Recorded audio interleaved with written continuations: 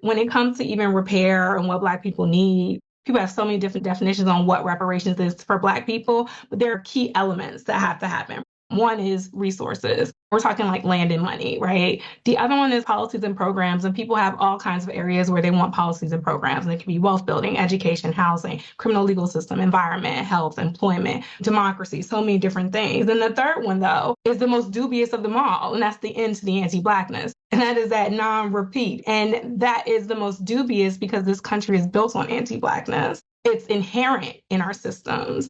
Even today, like FBI just came out with a report. The top survivors of hate crimes are African Americans, like Black people, but specifically African Americans in this country.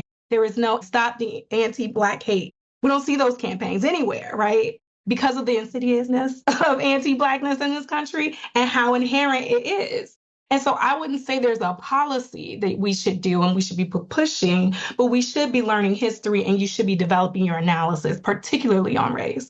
As Rahel talked about, like the participatory budgeting is a tool. Racial equity impact assessments are tools. Racial equity action plans are tools. There are tools everywhere. We have a few on our website if you want to check them out. But the whole point of whatever it is that you're trying to decide, policy, decision, procedure, practice, is to run it through that tool and have an analysis, because the whole point of these tools are to find out who's going to benefit and who's going to be burdened by that decision, policy, procedure, and practice.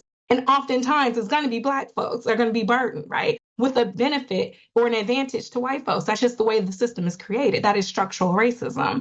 We're asking you to develop that analysis so you can figure that shit out yourself. And when you see who's going to benefit and who's going to be burdened, when you see that it's going to be BIPOC folks and Black folks, then you redo that decision. That's it.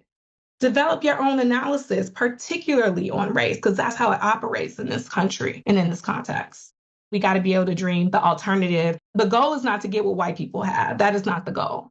That goes to that visioning and that construction and that radical imagination of a world that could be. And it's probably going to be like the secret is going to be an Afrofuturism. So go pick up some books, particularly Octavia Butler.